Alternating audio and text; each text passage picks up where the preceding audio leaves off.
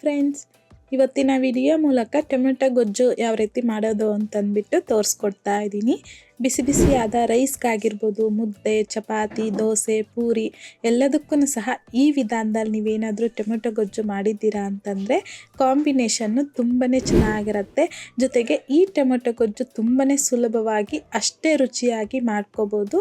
So ಹಾಗಾಗಿ ತಪ್ಪದೆ ನೀವು ಸಹ ಈ ವಿಧಾನದಲ್ಲಿ ಟೊಮೆಟೊ ಗೊಜ್ಜನ್ನು ಒಂದ್ಸಲ ಮಾಡಿ ನೋಡಿ.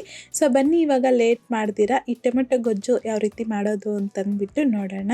ಕಡಾಯಿಗೆ 3ರಿಂದ 4 ಟೇಬಲ್ ಸ್ಪೂನ್ ಆಗುವಷ್ಟು ಎಣ್ಣೆ ಹಾಕ್ಕೊತಾ ಇದ್ದೀನಿ. ಎಣ್ಣೆ ಬಿಸಿ ಆಗಿದ್ದಾದ್ಮೇಲೆ 1 ಟೀ ಸ್ಪೂನ್ ಸಾಸಿವೆ, 1 ಟೇಬಲ್ ಸ್ಪೂನ್ ಕಡಲೆಬೇಳೆ, 1 ಟೇಬಲ್ ಸ್ಪೂನ್ ಉದ್ದಿನಬೇಳೆ, ಅರ್ಧ ಟೀ ಸ್ಪೂನ್ ಜೀರಿಗೆನ ಸಹ ಹಾಕ್ಕೊಂಡು ಮಿಕ್ಸ್ ಮಾಡ್ಕೊತಾ ಕಡಲೆಬೇಳೆ ಉದ್ದಿನಬೇಳೆ ಸ್ವಲ್ಪ ಲೈಟ್ ಗೋಲ್ಡನ್ ಕಲರ್ ಬರೋವರೆಗೂ ಫ್ರೈ ಮಾಡ್ಕೊಂಡಿದ್ದಾದ್ಮೇಲೆ ಇದ್ರಲ್ಗೇನೆ 10ರಿಂದ 12 ಎಸಲಾಗುವಷ್ಟು ಬೆಳ್ಳುಳ್ಳಿನ ಮೇಲ್ಗಡೆ ಸಿಪ್ಪೆ ತೆಗೆದ್ಬಿಟ್ಟು ಹಾಕ್ಕೊತಾ ಇದ್ದೀನಿ.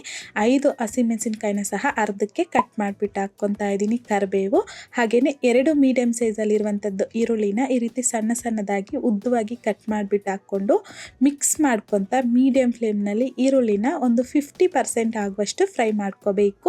ಈ ರೀತಿ ಸ್ವಲ್ಪ ಲೈಟ್ ಪಿಂಕ್ ಶೇಡ್ಗೆ ಈರುಳ್ಳಿ ಅನ್ನೋದು ಚೇಂಜ್ ಆಗುತ್ತೆ. ಇದ್ರಲ್ಗೇನೆ ಇವಾಗ 4 ಚೆನ್ನಾಗಿ ಹಣ್ಣಾಗಿರುವಂತಹ ಟೊಮೊಟೊನ ಸಣ್ಣ ಸಣ್ಣದಾಗಿ ಕಟ್ ಮಾಡಿಬಿಟ್ಟು ಹಾಕ್ಕೊತಾ ಇದ್ದೀನಿ. ರುಚಿಗೆ ತಕ್ಕಷ್ಟು ಕಲ್ಲುಪ್ಪನ್ನ ಸಹ ಹಾಕ್ಕೊಂಡು ಒಂದ್ಸಲ ಈ ರೀತಿ ಮಿಕ್ಸ್ ಮಾಡ್ಕೊತಾ ಫ್ರೈ ಮಾಡ್ಕೋಬೇಕು. ಒನ್ಸ್ ಈ ರೀತಿ ಮಿಕ್ಸ್ ಮಾಡ್ಕೊಂಡಿದ್ದಾದ್ಮೇಲೆ ಲಿಡ್ಡನ್ನು ಕ್ಲೋಸ್ ಮಾಡಿಕೊಂಡು ಮೀಡಿಯಮ್ ಫ್ಲೇಮ್ನಲ್ಲಿ ಒಂದು 4 ನಿಮಿಷ ಹಾಗೆ ಬಿಟ್ಬಿಡಿ. ಟೊಮೆಟೊ ಅನ್ನೋದು ಸಾಫ್ಟ್ ಆಗುತ್ತೆ. ಒಂದು 4 ನಿಮಿಷ ಆದಮೇಲೆ ಲಿಡ್ಡನ್ನು ತೆಗೆದು ಮಿಕ್ಸ್ ಮಾಡ್ಕೊತಾ ಜೊತೆಗೆ ಈ ರೀತಿ ಟೊಮೆಟೊನ ಸ್ಮ್ಯಾಶ್ ಮಾಡ್ಕೊತಾ ಮಿಕ್ಸ್ ಮಾಡ್ಕೊಳ್ಳಿ. ಈಗ ಇದ್ರಲ್ಗೆ 1 ಟೀ ಸ್ಪೂನ್ ಧನಿಯಾ ಪೌಡರ್, ಅರ್ಧ ಟೀ ಸ್ಪೂನ್ ಆಗುವಷ್ಟು ಅರಿಶಿನ, 1 ಟೀ ಸ್ಪೂನ್ ಆಗುವಷ್ಟು ಚಿಲ್ಲಿ ಪೌಡರ್ನ ಸಹ ಹಾಕ್ಕೊಂಡು ಚೆನ್ನಾಗಿ ಮಿಕ್ಸ್ ಮಾಡ್ಕೋಬೇಕು. ಈಗ 3/4 ಕಪ್ ಆಗುವಷ್ಟು ನೀರನ್ನು ಹಾಕ್ಕೊತಾ ಇದ್ದೀನಿ. ನಾನಿಲ್ಲಿ ಚಪಾತಿಗೆ ಮಾಡ್ಕೊತಿರೋದ್ರಿಂದ ಇಷ್ಟ ಆದರೆ ಸಾಕು. ಅದೇ ನೀವು ಸ್ವಲ್ಪ ರೈಸ್ಗೆ ಮಾಡ್ಕೊತಿದ್ದೀರ ಅಂತಂದರೆ ಇನ್ನೂ ಸ್ವಲ್ಪ ನೀರನ್ನು ಹಾಕಿ ಮಿಕ್ಸ್ ಮಾಡಿಕೊಂಡು ಈ ಟೈಮಲ್ಲಿ ಸಣ್ಣದಾಗಿ ಕಟ್ ಮಾಡ್ಕೊಂಡಿರ್ತಕ್ಕಂಥ ಕೊತ್ತಂಬರಿನ ಸಹ ಹಾಕ್ಕೊಂಡು ಲಿಡ್ಡನ್ನು ಕ್ಲೋಸ್ ಮಾಡಿಬಿಟ್ಟು ಲೋ ಫ್ಲೇಮ್ನಲ್ಲಿ ಒಂದು 3ರಿಂದ 4 ನಿಮಿಷ ಹಾಗೆ ಬಿಟ್ಬಿಡಿ.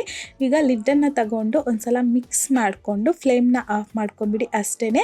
ಈಗ ತುಂಬಾ ರುಚಿಯಾಗಿರುವಂತಹ ಕಡಿಮೆ ಸಮಯದಲ್ಲಿ ಕಡಿಮೆ ಮಸಾಲೆಯಿಂದ ರುಚಿಯಾಗಿರುವಂತಹ ನಮಗಿಲ್ಲಿ ಟೊಮೆಟೊ ಗೊಜ್ಜು ಅನ್ನೋದು ರೆಡಿಯಾಗೋಗುತ್ತೆ.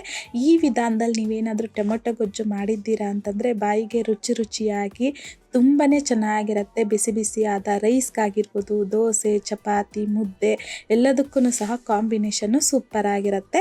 ಆದರೆ ನಾನಿವತ್ತು ಈ ರೀತಿ ಟೊಮೆಟೊ ಗೊಜ್ಜು ಜೊತೆಗೆ ಈ ರೀತಿ ಸಾಫ್ಟ್ ಆ್ಯಂಡ್ ಲೇಯರ್ ಆಗಿರುವಂತಹ ಚಪಾತಿ ಜೊತೆಗೆ ಸರ್ವ್ ಮಾಡ್ಕೊತಾ ಇದ್ದೀನಿ. ಈ ವಿಧಾನದಲ್ಲಿ ನಿಮ್ಗೇನಾದರೂ ಚಪಾತಿ ಬೇಕು ಅಂತಂದವರು ಆಲ್ರೆಡಿ ನಮ್ಮ ಚಾನಲಲ್ಲಿ ಈ ರೀತಿ ಲೇಯರ್ ಆಗಿರುವಂತಹ ಸಾಫ್ಟ್ ಚಪಾತಿನ ಅಪ್ಲೋಡ್ ಮಾಡಿದ್ದೀನಿ. ಅದ್ರ ಲಿಂಕ್ನ ನಾನು ಕೆಳಗಡೆ ಡಿಸ್ಕ್ರಿಪ್ಷನ್ ಬಾಕ್ಸ್ನಲ್ಲಿ ಕೊಟ್ಟಿರ್ತೀನಿ. ತಪ್ಪದೆ ಒಂದ್ಸಲ ಈ ರೀತಿ ಲೇಯರ್ ಆ್ಯಂಡ್ ಸಾಫ್ಟ್ ಆಗಿರುವಂತಹ ಚಪಾತಿ ಯಾವ ರೀತಿ ಮಾಡೋದು ಅಂತಂದ್ಬಿಟ್ಟು ಚೆಕ್ ಮಾಡಿ ನೋಡಿ.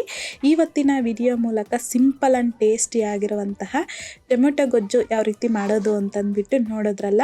ಈ ವಿಧಾನದಲ್ಲಿ ನೀವು ಸಹ ಟೊಮೆಟೊ ಗೊಜ್ಜನ್ನು ಒಂದು ಸಲ ಟ್ರೈ ಮಾಡಿ ನೋಡಿ. ಟ್ರೈ ಮಾಡಿದ್ದಾದಮೇಲೆ ನಿಮಗೂ ಸಹ ಈ ಟೊಮೆಟೊ ಗೊಜ್ಜು ಟೇಸ್ಟ್ ಹೇಗೆ ಬಂತಂದ್ಬಿಟ್ಟು ಮರಿದೇ ನನಗೆ ಕಮೆಂಟ್ ಬಾಕ್ಸಲ್ಲಿ ಕಮೆಂಟ್ ಮಾಡಿ, ಲೈಕ್ ಮಾಡಿ, ಹಾಗೆಯೇ ನಿಮ್ಮ ಫ್ರೆಂಡ್ಸ್ ಆ್ಯಂಡ್ ಫ್ಯಾಮಿಲಿ ಜೊತೆಗೆ ಶೇರ್ ಮಾಡಿ. ಮತ್ತಷ್ಟು ಈಸಿ ಆ್ಯಂಡ್ ಸಿಂಪಲ್ ಕ್ವಿಕ್ ರೆಸಿಪೀಸ್ಗೋಸ್ಕರ ದಯವಿಟ್ಟು ನೀವಿನ್ನೂ ನಮ್ಮ ಮೇಘಶ್ರೀಸ್ ಕಿಚನ್ ಚಾನಲ್ನ ಸಬ್ಸ್ಕ್ರೈಬ್ ಮಾಡಿಲ್ಲ ಅಂತಂದರೆ ಸಬ್ಸ್ಕ್ರೈಬ್ ಮಾಡಿ.